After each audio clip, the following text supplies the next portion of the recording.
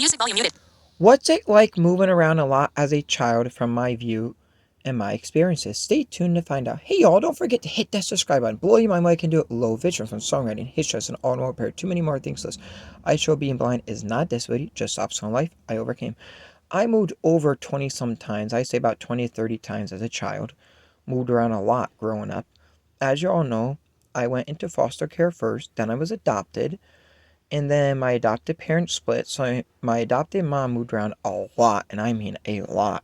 We were in apartments all over the place, and I mean we moved all around. So my experiences that were good and bad experiences, I'm going to tell you them both.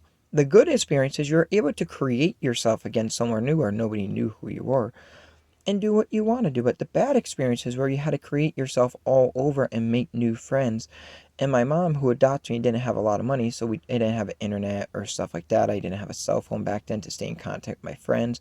I got my first cell phone when I was in middle school, but then it ended up that one got broke. And then next time I got a cell phone, we ended up not having enough money to keep minutes on it. So long story short, I wasn't able to stay in contact with my friends, but from 6th grade through 12th grade, I stayed in the same school district.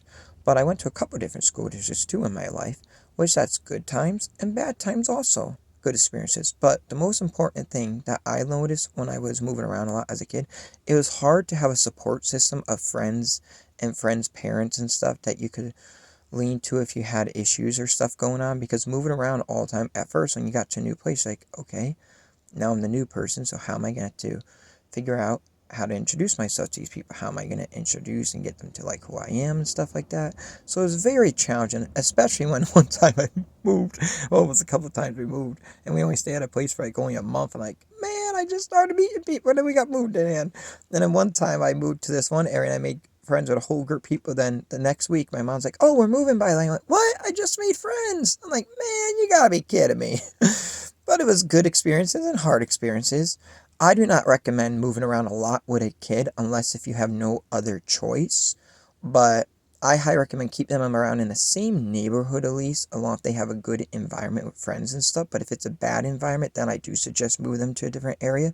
But that's my experiences of moving around a lot as a kid. It was hard at times to make friends, yes, because I was always moving, had to introduce myself to new people and strangers and see who was good and bad out of all that. But I look forward to seeing you all in the next cool video. Peace. Stop recording.